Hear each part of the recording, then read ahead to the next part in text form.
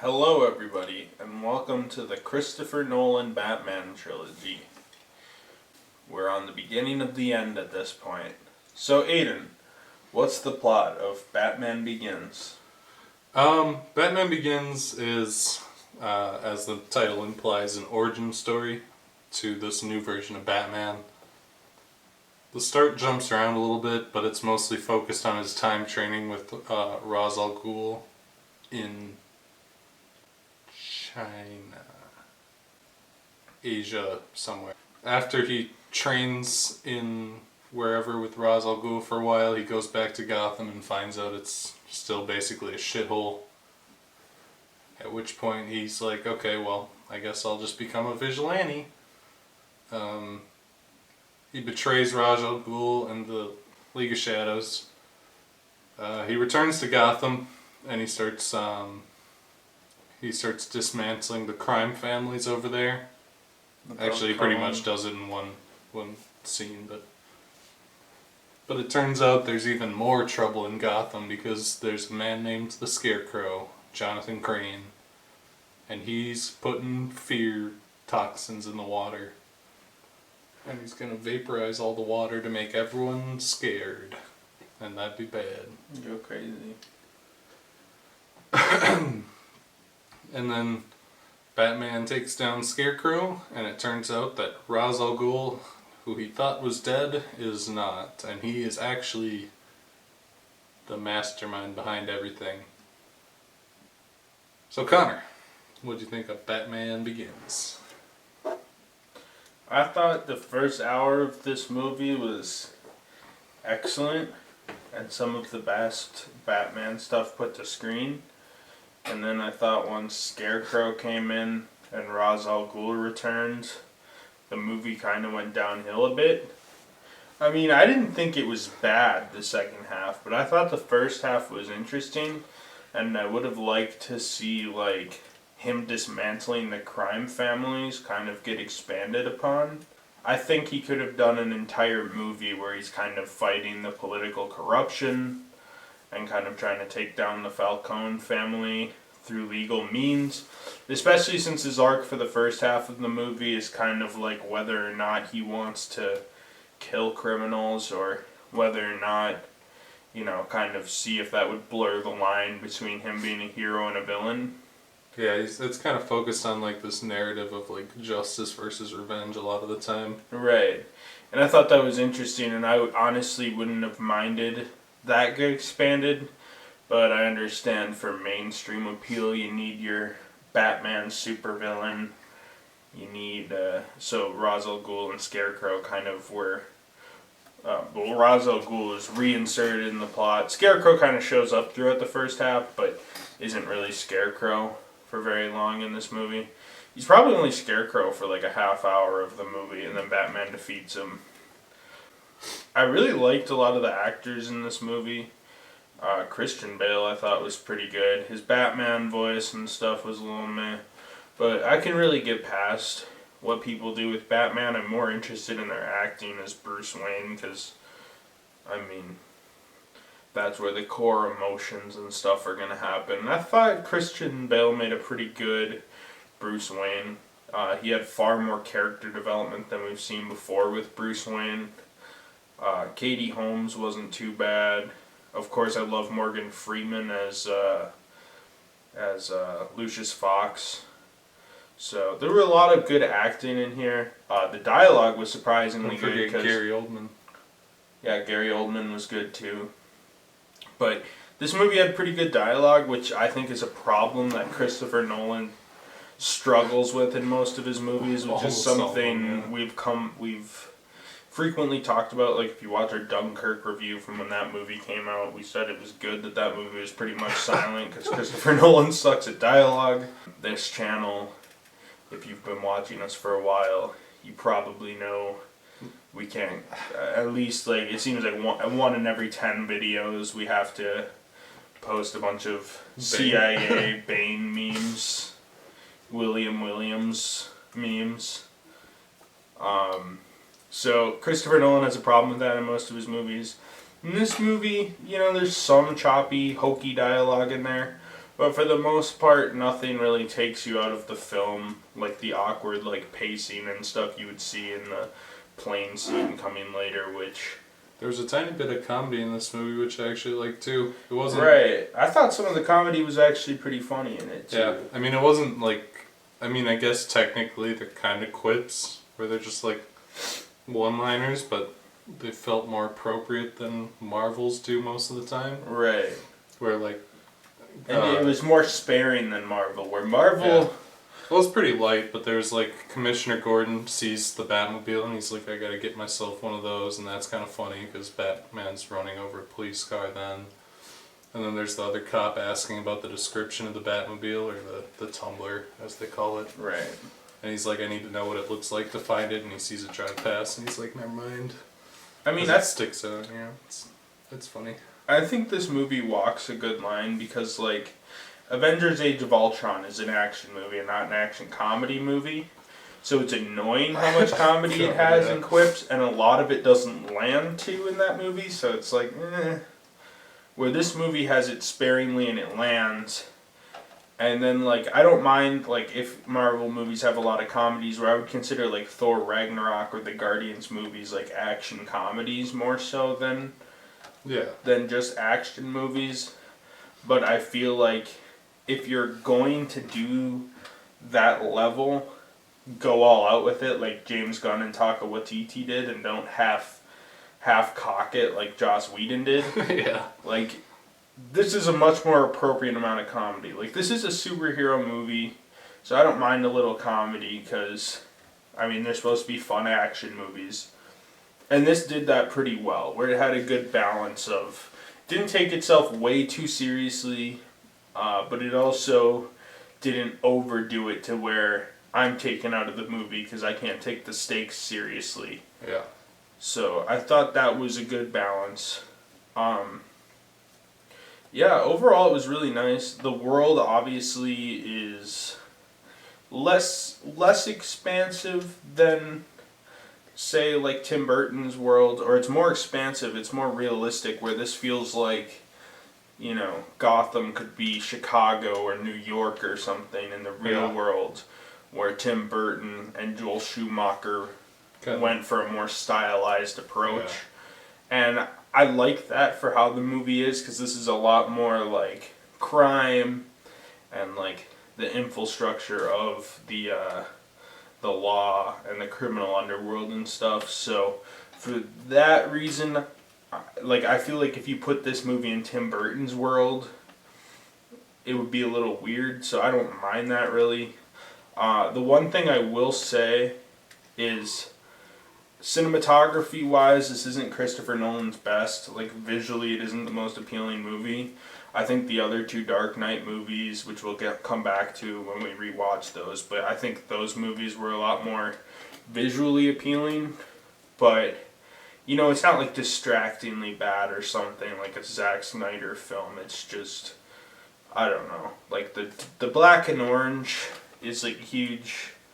Most of this movie's kind of shot black and orange, and it's like, but it's not like distractingly bad or anything. It's just, it makes it like a little less visually appealing. Like, that's one thing that I'll never shit on Christopher Nolan for. Like, you watch Inception, or you watch Interstellar, or you watch even Memento, or you watch the other Dark Knight movies, Dunkirk especially. Those are super visually appealing movies, where this one doesn't blow me away on the visual aspect. I know what he's going for with the black and orange, and there are times when it works, but there's a lot of times where it comes off a little...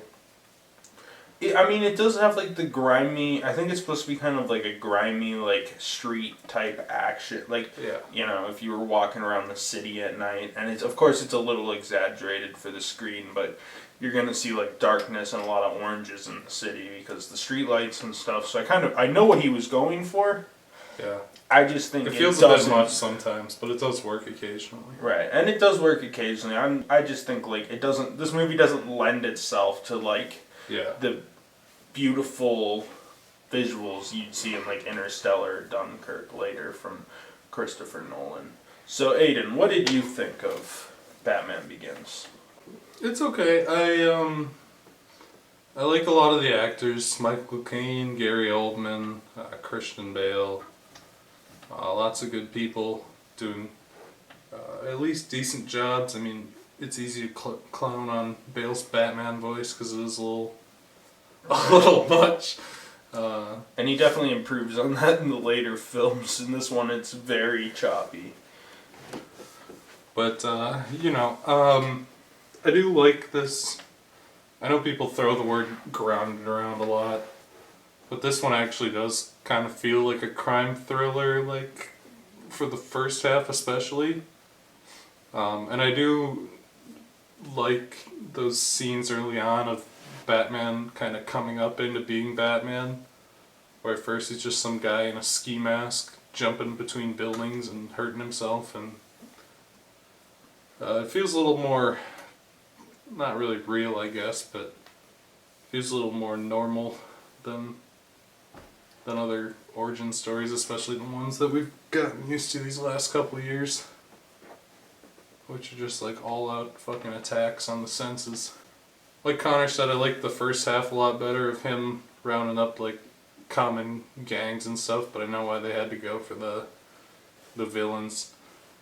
Ra's al Ghul is the better of the two villains a little bit. He's supposed to be kind of a foil to Batman, where Batman learns justice over vengeance and Ra's al Ghul thinks vengeance is justice, so they kind of have an interesting dynamic there, although it's not pulled off super well.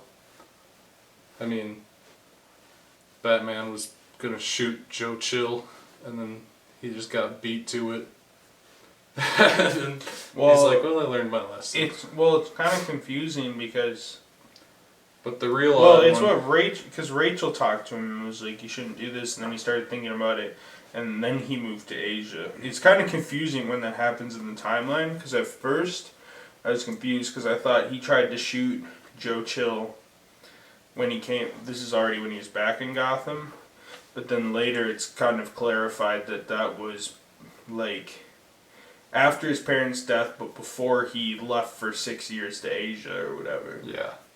Well, it's a little contradictory too, because he talks about not getting vengeance and not killing people and all that, and how murder isn't justice. And then when he decides to leave Asia, he blows up the League of Shadows temple and ends up fucking murking like 10,000 people, which was on accident, I suppose, but... Well, he was doing that as like a distraction, so he must have at least slightly known what he was doing, I guess. I don't really know. And then he also killed the person unintentionally who he refused to kill. But I guess he just said, like, if that's the way we're doing it, he doesn't want to lead the League of Shadows. Was his thinking? I guess. And then at the end, he tells Ra's al Ghul, I'm not going to kill you, but I don't have to save you, which is the same thing. Like, Ra's al Ghul doesn't face justice in that scenario either. He doesn't have a trial or like face justice for his crimes. He just dies because Batman decided that he would by just not doing anything. Well, it's the same thing as Two-Face. Technically, he didn't kill him. He just didn't have to save him. Because it's actually this exact same issue with Batman Forever. Because that movie, he's complaining, he's like, Robin, you can't kill him. That's going to leave you empty and stuff. And then Two-Face incidentally dies, and Batman he could have saved him, but he doesn't. didn't.